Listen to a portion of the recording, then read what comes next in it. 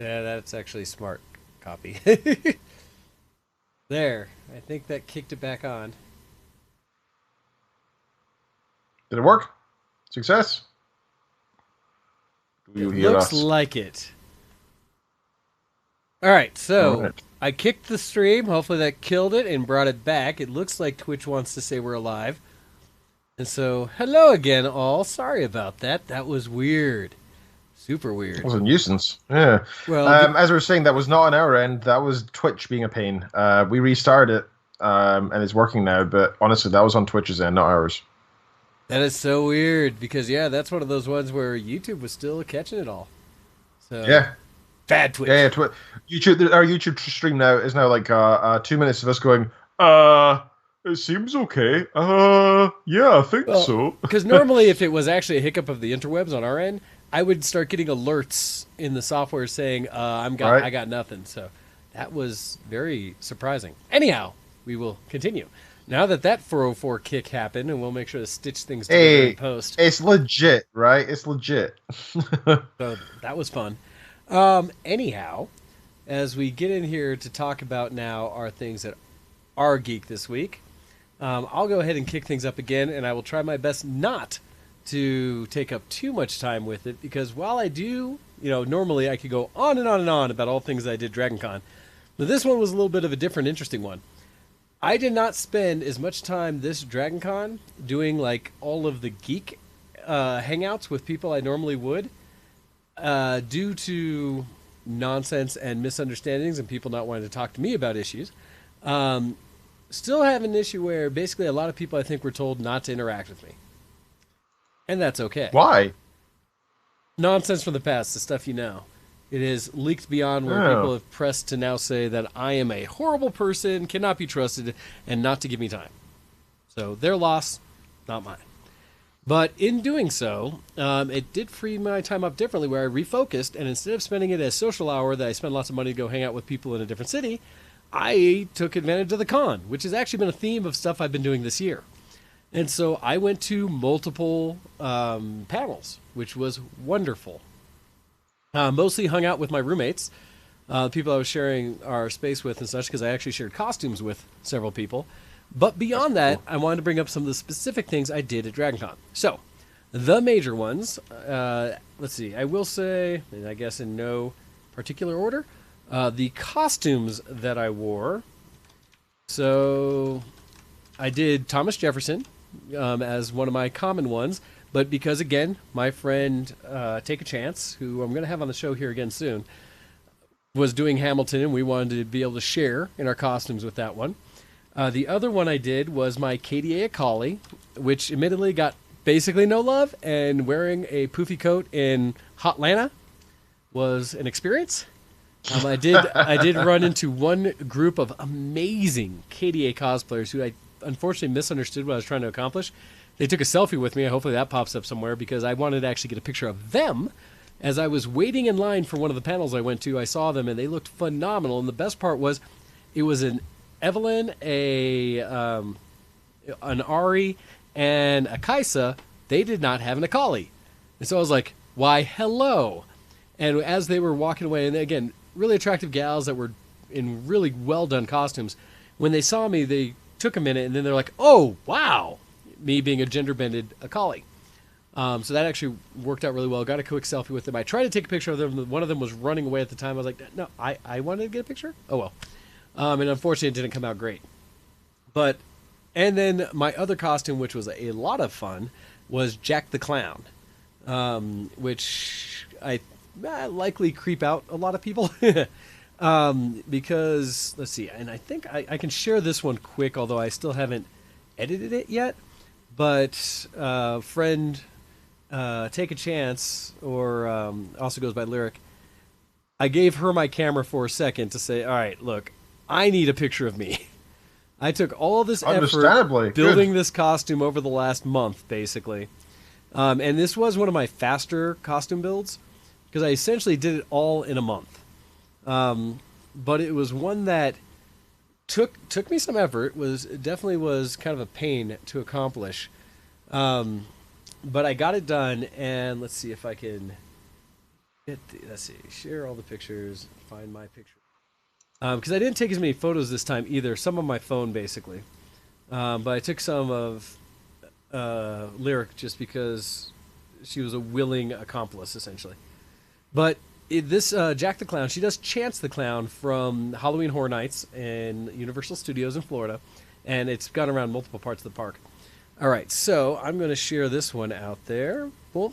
So you can see in my editing of what I've got here. So for those who are not fans of clowns, I would say sorry, but too bad. It required me doing full face makeup and this terrible wig, which actually now that I look at it from afar, I need to go restyle again. Such a pain in the rear to get this thing to stay up. But the nice thing is, as I had shared some of it on my Instagram, people who saw it, I had at least one person who commented, "Oh snap, are you doing, wait, Jack Clown, is that from Halloween Horror Nights?" And I was able to say yes, and they were just super happy that that was the case. And, you know, serial killer clown that they do in the show. And so what I will say about it is it was one of the more entertaining costumes that I got to play with. One, because the clown suit itself is fairly comfortable. And two, because he basically comes off, not quite Joker, although I did channel a bit of Joker because he and Chance were both modeled after Joker. And, right, okay. Yeah, so you can see that, right? And so I did take some of that. But he's likes to be the center of attention and wants to be a ringmaster, and later versions coming in is a ringmaster. And so I got to constantly go around, and he's known for making bad puns constantly. I am not. But I will tell you that in playing Jack, I took the opportunity multiple times to be able to channel him and actually pull off some surprisingly good puns in the moment. Like, I was proud of myself. Well done. Nice. So he was a very entertaining character to play a part of. I don't have any edited up of Chance, I don't think. So I don't want to like show any bad ones or anything like that, or ones that weren't really quality. Or so I think I got mostly good shots, but Lyric's Chance the Clown, which looks a lot like a Harlequin. Very bloody, evil version and such. And so the two of us running around was just a lot of fun. And so that one I was happy and proud of just because it was finally a culmination of me putting all that effort into a costume and getting it out there for all to see. So that very I really liked. Anyhow, so those are the costumes I wore. Good times. The shows I saw, and this is my first time really at Dragon Con taking the time to find lines and run around and actually figure out where to go, because I went to some of the bigger panels than I had been before, much like actually going to Hall H at San Diego Comic-Con and seeing big panels there. These ones, I saw two concerts. I saw Cybertronic Spree, which are the Transformers-themed band that I had originally seen at Anime North previously. They were very entertaining, basically the same kind of set they had done there, but they did introduce a new costume and character to the band, which I was super excited for, because they brought forth one of my favorite, well, I would say my favorite Transformer of all time. They created a costume, and it was so happy, for Shockwave. Again, one of my favorite characters in Transformers. And so they brought a new drummer out, Shockwave, to play along with Rumble when he plays. That was fun. Also got to see Voltaire, which Lyric and her family very much appreciate his role. Kind of a normally very goth type of singer, but is a standard at Dragon Con. Apparently this was his 21st year performing in a row at Dragon Con. Oh, wow. Has been doing it for some time. He is very talented, very entertaining, and the kind of goth songs he's done are just fun. Really fun, kind of dark in not like a truly creepy, horrible way, but empowering, geeky, things like that, and knows his audience. Really good. In fact, the one that spoke to me the most was it's either offended or I'm offended. Holy cow, if I need like everybody to hear and channel that song. It basically talks about same thing I said about how you get to choose how you react to a situation and how sometimes people get offended too quick. He has a wonderful song on that. So yeah, check out Voltaire. But I saw those. The other thing I did that was new for me is I went and saw Jim Butcher's panel that he had, like an hour with Jim Butcher, which was interesting because, again, this runs into the thing where I never really appreciate how popular he is and how... He's massively popular. Right? Yeah. because I know him, because I've interacted with him, it never quite hits. Because I can message him and he responds to me, kind of thing, right? It's not just in that general like I'm a famous person talking to a fan, but because I've actually sat down and had dinner with he and his wife in the middle of the night at a diner, kind of thing.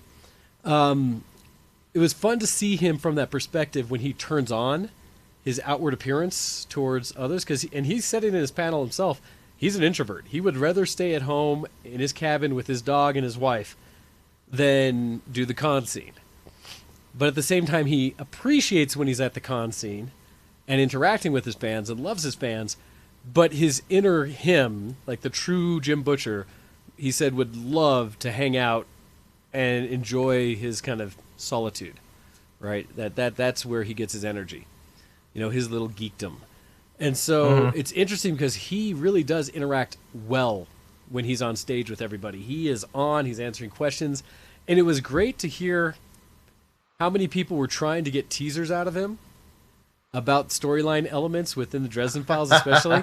Because people were asking, so say someone were to make this kind of pact with Fae folk, would it turn out with this and that? And just kind of asking certain things or even more blunt questions about, so does that mean this person is now this kind of, is this person now winter or is this person summer or things like that? Oh, just remember, I'm reading the series very slowly. Oh, and that's the thing. Just finished White Knight. Yeah, no. I will not spoil any of it. But just the kind of questions they asked him is great because he'd look at him and say, and I am not going to answer that. And they're like, what? He's like, right. And he would say, good try, but no, I am not going to answer anything story element. If I've not written it, I'm not answering it. And the closest he did was talking about someone had asked, are we ever going to learn about something? And he was like, wait for the next book. Right. And so that's the closest it came where he said, yes, I have answers. That's still a bit of a teaser, though. But it was a teaser, but it was, I have answers. I'm not going to answer them. You're going to have to. And he jokingly said, like, well, why would I tell you now when I can have you go buy my book and pay me to find out? Right. Right. Exactly. But he was so candid and fun to watch from that perspective. And while it was going on, because I'm just enjoying watching Jim on stage and presenting for everyone, I had seen in the back his wife real quick pop up. She was on the sidelines where you wouldn't normally see. So I was like, oh, cool. And then I saw some post from one of our mutual friends saying like, oh, hey, which makes sense. One of his assistants, his personal assistant, is a friend of mine. And so I saw her post about being there. And so I messaged back like, oh, yeah, I'm watching it right now. And so we started chatting during the presentation. Okay, like, oh, sweet. So we'll definitely say hi. And so after the event, I went over, kind of hung out by the stage. And it's funny because I wasn't trying to get Jim's attention because fans were just like mobbing him a little bit. Oh, he's busy. On stage, right? And so he was doing his glad hand, saying hi and stuff. And it's funny because he was up there in a tank top, but it was a Slytherin one. Because he was talking about something. He said something about Harry Potter. Oh, he's totally Slytherin.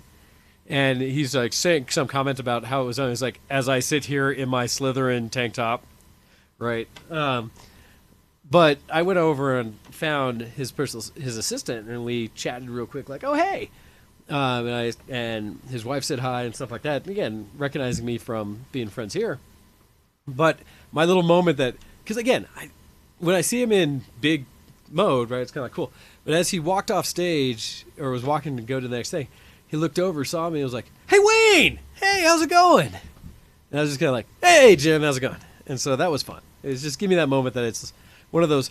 I feel like some point I hope Jim and I can just sit down and hang out again because we only ever see each other at other people's events, kind of thing. Like, just minor things where it's like we don't actually have never just sat down and really hung out. The closest we did was that one dinner type thing, and so because we've always talked about like other subjects and stuff, and just old geekdom things like that. When I was mentioned to his wife at one point that I'd love to bring him on the show. Like, yeah, because we have that pull. He said not to necessarily talk about his books unless he wants to, but to talk about gaming. And she's like, oh, ask him about Fallout 4. He has thousands of hours in that. I was like, done. Can do that. Right? So, yeah, because he's a huge geek. Anyhow, so that was really fun to see Jim, like, public Jim, right? Just because I never really get to see that. Other things I went to event-wise was I went to there were like multiple panels because multiple guests that were there, but I went to one of the early Supernatural panels that had Kim Rhodes and Samantha Smith on it. So sheriff, what is it, Judy or Jody? Jody and Mary from the show, the actresses that play them. That was a lot of fun to actually finally see some Supernatural cast now that I'm on season 13 or 14. I finally, admittedly, I would jokingly say that I finally saw the Scooby Natural episode. The people are aware of it if they haven't seen it, but it's literally them animated into a Scooby-Doo episode. And truly entertaining. But so I've kept up with the show, and so seeing some of the actors is great. Big one for me is I went and saw Lucifer panel that had Amy Garcia and DB Woodside on it. So, and I can never say his name right. Amenadiel, I believe, the angel, Lucifer's brother. And Ella, the forensic analysis in the show at Lucifer. She is absolutely adorable, and even as DB was saying, she is her character. Like how she's bubbly in personality and stuff like that is absolutely who she is, not just on the show, and that's always fun to see. It's kind of like how I felt when I met Jewel State, Kaylee. You were saying that, that stuck with me. Yeah, and so seeing that from Ella is like that does not help because bad crush on her. But she was really fun. The stories they told were just really neat to hear kind of how it was portraying. And for them, I learned, because I hadn't followed it until it was on Netflix, how originally Lucifer had been a broadcast show that I think it was on Fox and then didn't get renewed. And then Netflix bought the rights and produced the rest of it. And they were fairly candid in saying, while we thank Fox for allowing Lucifer to become a thing, we significantly thank Netflix for showing the real love, and that they have so much more freedom moving to a non-traditional broadcast. Minorly surprising to anyone? No, it really isn't. For the notoriousness that Fox has with killing shows, nobody should be surprised. But that was tons of fun. And then the other big one I went to a panel that was put on for The Boys, where I got to see Jack Quaid and Carl Urban on stage interacting with each other, talking about the series from The Boys and what it was like to create that show on Amazon Prime. And that was just an entertaining time. It was funny because Jack Quaid was trying to be a straight man the whole time and actually answer questions and be interactive with the audience, where Carl Urban was almost like playing his character, was having a lot more fun with it, and how he interacted with audience questions and stuff like that, and when they were telling stories. It was a good time. And the little tidbit I will bring back for anyone, Ken, who should finish The Boys. They say, like, they talked about how crazy a lot of the scenes they filmed were and the storyline and things they had done and the slight departures from the comic and such. And one of the things, like Jack Quaid said, is they were trying to do so many things with practical effects that in one of the initial scenes in it where you see it go off the rails from what you would traditionally see superhero shows be, the prop they made for him to hold when things go south, he said was warm, almost like simulating an actual human person parts. And he didn't know how the prop group did that, and wasn't sure he wanted to know. That's kind of creepy. Oh, it was crazy. And they talked about how there's a lot of things that are off over the top, and how some of the scenes that were like, what were some of the ones that got you when you first read it or something. They said that season 2 is more in every way. Like, if you thought things were shocking in 1, that doesn't even touch what they're currently working on in season 2. That it is just okay, cool, insane where it goes. And so I'm fairly excited to whenever that gets released, because they left Dragon Con to go continue filming season 2. Neat. That's so pretty cool. That was pretty fun. Anyhow, that it's was always good when they make time to go out and see the fans like that as well. Well, and it's a big deal, and they were all so genuine and good. It was nice. That was nice. I also had a little bit of interaction with things I don't normally do. I don't normally get signatures and autographs. In fact, I forgot to run up to grab the ones I got, but I saw some of the Voltron voice cast and got autographs from the one who plays Shiro, so Josh, who plays Shiro, and Kimberly, who plays Allura. Got their autographs and took pictures of them. There's another opportunity where Lyric loves her stars and voice actors and has met them several times to the point where they remember her. Voltaire knows her, things like that. She has surprising access to people. It's kind of crazy. And so, me going with her, I was introduced to them in a much closer realm than just as a fan. It was like, damn, that's cool. Yes. And so, that was pretty neat. And Kuro, so in the end, we go to see these people phone? because they're good at their job and stuff, and they make good entertainment. But in the end, they are human beings, and I think having that feeling of realizing that they're normal human beings is enjoyable, right? And they're communicating with you in that normal human being capacity is enjoyable. Yes, and so that's part of it where it's neat, right? Just to kind of hang out in some level. I mean, because I know, again, I am not anyone special in the sense that there's any reason they should pay attention to me. But it was interesting to be able to talk to them in a way that was a little more personable, since they, do take the time out and meet people, a bunch of people and stuff like that. And this was just so neat. It was so neat to run into. I did want to bring up very specifically an artist that I got some of his prints from, and I'm trying to find his regular site, but his name is Christian Angel, and he's someone who I've grabbed work from him before. And I had commented back in the day, because it's funny, at DragonCon, I realized I've come to accept that he is my favorite artist. Absolutely. When it comes to geek artwork and such, he is my favorite. And right, nice. It's something where, and that's what I'm trying to find, like where his actual site is for it. Is it Seraphim Construct? Is this him? Because I was hoping to find a regular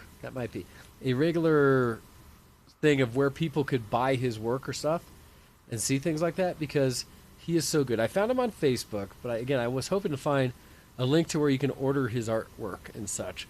I picked up 3 of his prints, which I very rarely buy artwork as such, but his stuff is so beautiful. He works digitally, but it comes off looking like oil paintings in so many ways. Wow, that's cool. And let's see, I'll throw up, because I have his page on there, some of his artwork, where I was able to, and this is where I realized how much I was fanning a little bit over it. Let's see, this is him. He looks so the part of being geekish in that way, but no, his actual artwork is just so good.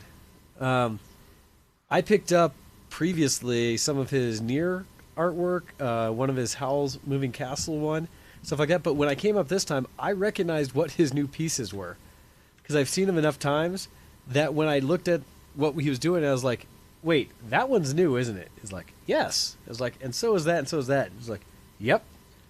Like, oh God, I think that I am actually fanboying a little bit in the fact that I'm able to track your artwork. I didn't realize. You'll appreciate that. That shows not just like a passing interest. That shows a real passion for his work. And that was the thing. And I'm sure that means a lot more than the other, right? Maybe, right? Actually, he's someone I wouldn't mind interviewing and actually talking to, because he's so quiet and kind of chill, and he's so appreciative of the praise, right? Because when I mentioned it wasn't anything just like me trying to get his good side or something like that. It was me literally saying, nah, dude, I live for when I get to see your stuff and pick up your things. Because his stuff deserves to be framed on a wall with good lighting. That's how pretty it is. Cool. And so, anyhow, I just throw that out there. All right, I have spent far too much time talking about all my stuff like this. So, Ken, it is your turn to talk about anything geek you'd like before we finish up with a little bit of news. Sure. So let's see, geeky things I've been up to. I've got a couple things. I've been playing some Hearthstone. Here and there. There's a new expansion coming out, I think, next week, in the next few weeks anyway. It's Uldum for Hearthstone. Okay. They did a Tavern Brawl that came out yesterday, a couple of days ago, which is sort of the introduction to that stuff. And if you do the related quest to the Tavern Brawl, you get your first 3 packs, I think, of the new expansion. And of course, as usual, they do this thing where it's like you can spend like £50, like $60, $70 or something, and you get access to like 15 packs, including a definitive legendary. You'll definitely get legendary. And it's like, and there's no other way to get these packs just now, so you can get ahead of the game. So, all right, whatever, no thank you. I'm mostly still enjoying the solo content, and I'm doing my quests. when I feel like it and if I feel like it. Like, for example, I got one 2 days ago that was play 50 Murlocs. And I had a quick look to see if I could throw together a Murloc deck, and I was like, I used to be able to. I just don't have that stuff anymore because the stuff that I used to use is no longer in play. So, no, I'm not going to do it. Or I will, but very, very slowly, and I'm not going to do anything in particularly fancy for it. So I'm still having fun. It's just the kind of thing that I've been watching a lot of Queer Eye because the new season came out not so long ago.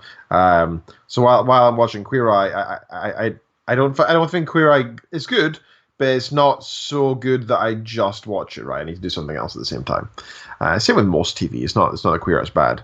So I've been playing Hearthstone. That's my go-to while watching Queer Eye. My reading challenge has been ongoing, so I'm now on, oh god, I think it's 18 out of 24 books for the year. So I recently finished reading, as I just mentioned, actually, White Knight by Jim Butcher, which I'm enjoying. It was nice to read another book that I actually enjoyed rather than just non-fiction consistently like I've been doing recently. So that was good. I rated it 5 stars because I was like, I can't see how this could be any better. I really enjoyed it. The one thing that is mildly irritating me about the character, and it's more of a character fault than anything to do with Jim Butcher. The main character of Dresden Files is a bit of a misogynist, and it does annoy me because I hate that even when I don't mind that if he's just like the first thing he notices when he looks at girls is their looks, because you know what, I find that's just a character flaw, that it's not a major one. It's just a sort of minor one. Like he doesn't change how he reacts to the girl. Doesn't know how he notices the physical attributes of people he interacts with. No, specifically girls. Like he talks about a guy. He'll be like, oh, this is their attributes. I list them.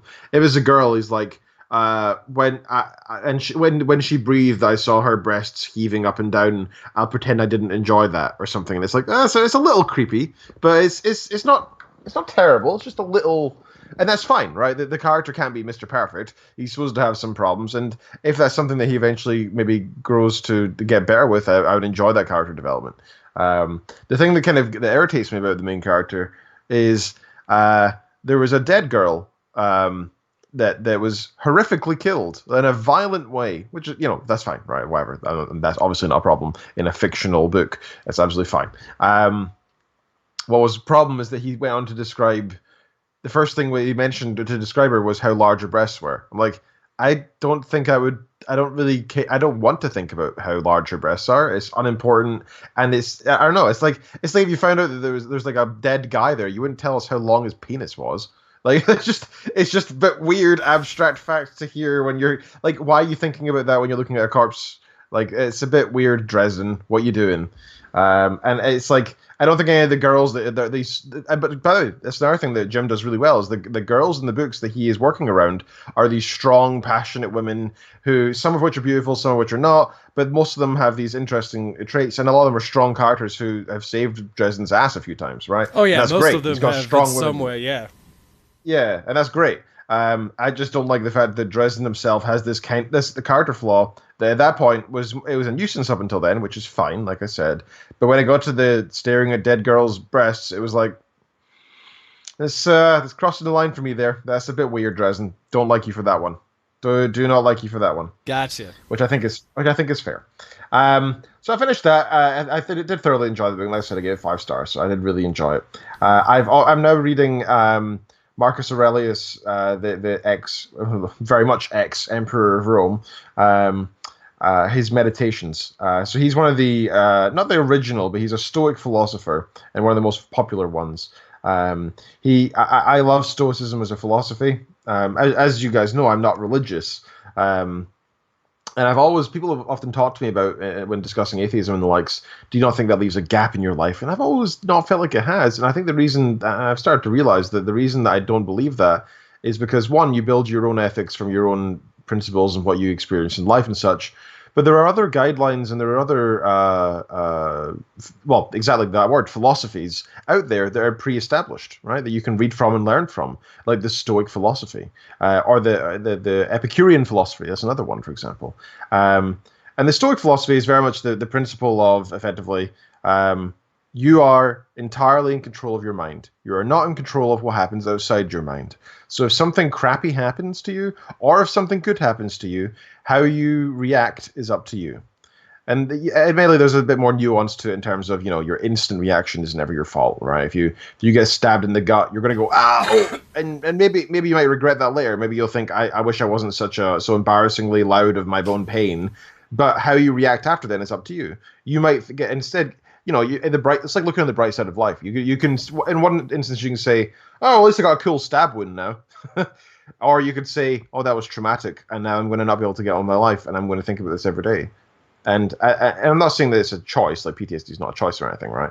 But I think to an extent, the part that you control your brain, the part of your mind of your conscious that you can control, and you should control. And that's the basic principles of Stoicism. It's instead of leaning on the gods, you lean on your own mind. It's a personal god, and I really like that. So I've been reading a lot about that recently, and so I originally got the audiobook, and I got about 10 minutes in, and I was like, I'm so lost. He's reading at a normal pace, but I am so behind because each sentence that is written has been very carefully constructed by this ex-emperor of Rome during one of his conquests of, I think, the Germanic peoples at the time. He was defending against the German tribes who were attacking one of the Roman Empire's town somewhere. And so he was in the middle of this battle camp. His wife just died, and he's writing out these very, very carefully. He titled it To Himself. That's what he titled this book, because he wasn't ever planning on publishing it. It was just him saying, these are my thoughts on life. Like a journal. And it was like but it was more like but more well thought out. Yeah, it was like a personal guide to himself of what he thinks. It was the concentrated himself. He wanted to put it in a book, and it's been looked at for thousands of years, right? Since I think it was like 50 AD or something. His writings have been revered as being a fantastic principle of Stoic philosophy, and I can see why. Because in the end, no matter what situation you're in, no matter who you are, you have your own mind, and you can control your own thoughts on things. And I think those basic principles are so compatible with any other belief system as well. And that's a pretty fantastic thing.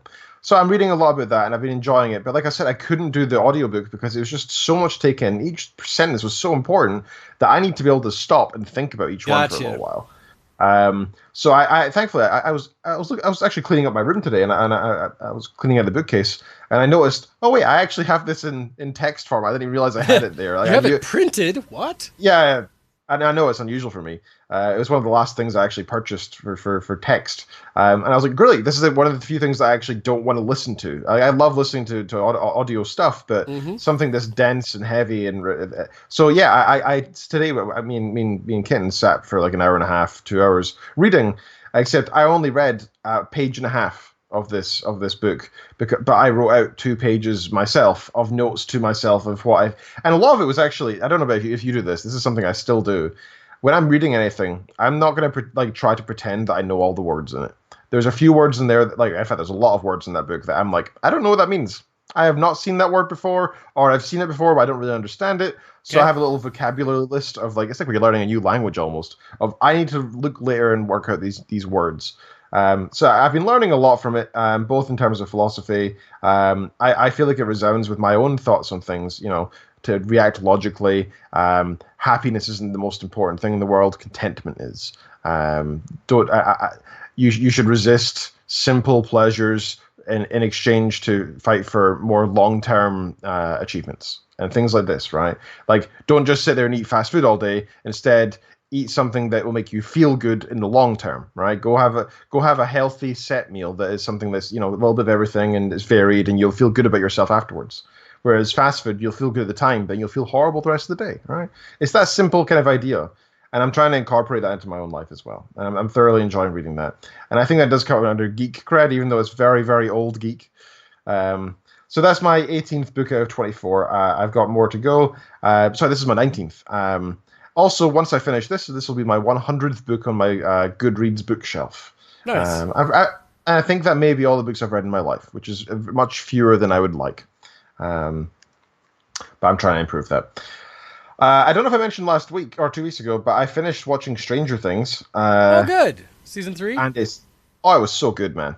It was so good. I was like, I was there with them when she was throwing the bad guys around, man. Like she was just like, I thoroughly enjoyed it. It was good. Nice. Um, and last thing I'll mention, I've been playing a little bit of RimWorld because I've been watching pt2 on YouTube. Okay. He's a YouTuber who's he's a rather dull chap in the sense that when he talks, he's very factual. He doesn't really talk about, I don't know. He's not very amusing or anything. He just sort of discusses the most optimal way to play games. But I find it oddly relaxing.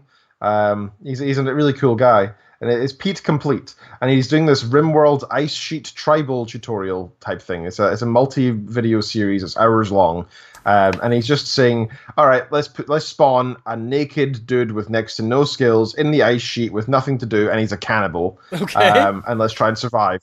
And so what he does is he basically whenever a tribes person tries to join the tribe, or there's an escapee trying to escape some enemies or whatever, he'll let the ice kill them. Then he'll haul them back into his base and eat them because there's no other food in the entire ice sheet. And he's a cannibal. Because he's a cannibal. Yep. Yeah, he's a cannibal, right? So because he's a cannibal, he gets a mood boost from this and then he'll wear the leather, which will then keep him warm from the human. And it's just like this fantastically intelligent way of getting around. It feels almost like a cheat because it's so easy. There's such an abundant food source. And there's a couple of smart techniques that I didn't know was possible. Like in the ice sheet, there's no wood. Wood doesn't grow. Trees don't grow. So you have to think about other ways around it. Like maybe you use normal materials that are there, but then you have no fuel source, etc. And it's hard to build with metals. So what he did is he built a simple little box around a geyser, like a water geyser, and that heated up the room. I didn't realize it would do that. So basically using thermal heat, yeah. Yeah. So the room hits like between 20 and 60 degrees Celsius consistently, and while it's at minus 40 degrees Celsius outside. So it's a great idea. I thought that was just fantastic. So I'm actually trying to do it myself now. One person ice sheet tribal. Now I know we don't have much time. We have no time for the Gigoscope. I only have one thing I want to mention. You do yours because we'll just do more of the highlights without talking into. And thank you for the follow there that we just got. Just came through. Very much appreciate that. That was coming to us from TK. It looked like TK. So thank you for that. But yes, go ahead, Ken. So RimWorld, as I was discussing, I was just looking through the mods today before I installed it. There's a new mod for RimWorld called the fifth most popular of all time now, which is crazy for a new mod to be in the top of all time already. That's this is a kind of old game. It's RimWorld multiplayer mod. Ooh. And it looks like it's very highly rated, and it looks like it works quite nicely. Basically, I was wondering how it would work because RimWorld's kind of like almost like a sim management, and you can pause and play the game, and then like how would that work in multiplayer? So basically, that you spawn in this world of tiles, and there are hundreds of potential tiles you can choose from. But there's no reason why, and you can move from tile to tile with your tribe, but it's a bit hard to move, and you kind of go through a loading screen when you're doing it. But most of the time, you just stay in your little zone, like 99% of the time. So what it does is you allows other people to take another tile, and you can trade and stuff, but you're still in the same game, and you can I think you can visit each other, but it's just basically playing the same game, but a nearby tile. You have neighbors, your buddies. Yeah, you have and neighbors versus a neat concept. Yeah, no, that's cool. That's a way to manage it because a game that wasn't built for it, that makes a lot of sense. And so that means you can have teams and stuff. And imagine you had like a 4v4 or something. Some people are at the top ice caps, some are at the bottom, and you have to go across the whole map. And that could be like thousands of hours worth of gameplay, and it'd be so cool and fun to do. Hey, I will forever say that my favorite thing when it comes to anything gaming, and why I normally do the whole PC Master Race part of it, is mods. Because I have had so many games that I have had extended experience or experiences with that were more my flavor because of the mod community. I will forever raise a flag. In fact, I need like a specific drop-in or something that celebrates modders and new mods we find and things like that, because that is always wonderful to hear and just stuff like that. All right, it is definitely time for us to end the live show for today. We will be switching over to our Discord for anyone who wants to chat there after the show. And as we continue to finish up and clean up things, to continue to transition ourselves into our lighter, fresher version of Show X. So check us out there. The only thing, I love to have timely news, and the ones that I had listed that I brought up that I was going to at least mention, twofold. One, I have not been on WoW Classic yet because I've been running around Dragon Con and camping, but apparently a lot of you haven't either, because it sounds like a lot of servers have been hit by some DDoS attacks, which sucks. And so I do want to try to get back in there because I've yet to now play with the guild or anyone to see what's been going on with Classic, but I'd like to check that out.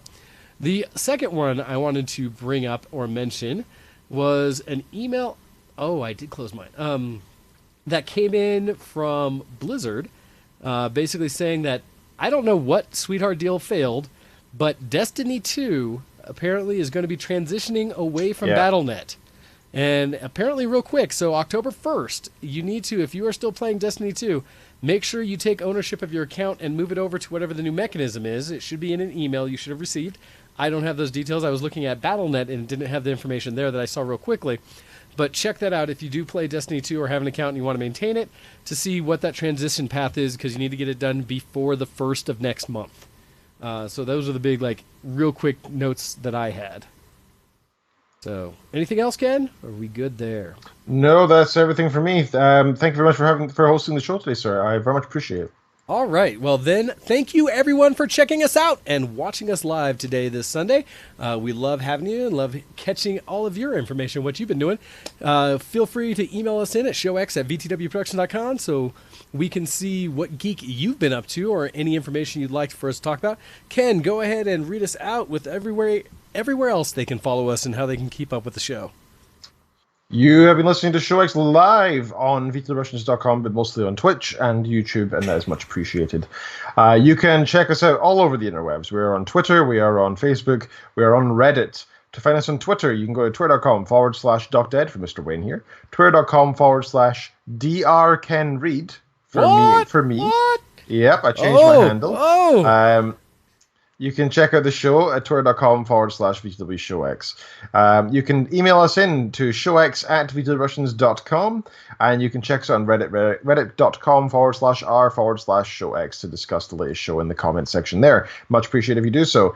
You can support the show mostly by sharing. That is the main thing. Share us out there, tell people about the show. We're trying to put in more effort to make it more enjoyable for everybody. We're trying to restructure and redesign certain elements and to reinvigorate the thing that we love, which is this show and this community. So please do share. Additionally, if you have a spare penny or two, or more likely $1, we would appreciate any donations to patreon.com/showx. It's a minimum of $1 per month, so that's $12 a year. You can also cancel it whenever you so please, and that's absolutely fine. Again, we would prefer the shares over the cash, right? So if you can share out there, that's number one. That's number one for us. If you've already done that and stuff, or if you don't want to, cash is second. So don't feel bad if you don't feel like you can donate. That's absolutely fine. Yep, cash gets us the new updates to look, feel, and stuff like that. Shares and likes give us a bigger community to share ourselves and to talk with all of you with. So we appreciate both. Absolutely. Thank you for hosting the show today, sir, and thank you for putting together the intro video and all that such stuff. We appreciate your efforts. Hey, it's been fun. I like kind of playing around with all the tech and stuff to see what other things I can learn and figure out. But with that, expect to see continued pieces of new things as we keep rolling out things. Basically, as I learn, as I go through YouTube tutorials and say, oh, this is how you do that? Let me try. Expect to see that drawn directly back into the show. That's our goal. So with that, you've been listening to ShowX, or watching us, actually. That's an old throwback. Watching us on ShowX here on Twitch and YouTube. We'll be catching you again next week, everyone. And next week's going to be a Game Fest show, so maybe we'll have other people on. We'll see. Hey. All right, with that, we're out of here. Thanks, everybody. Bye. Goodbye. See you next zombie.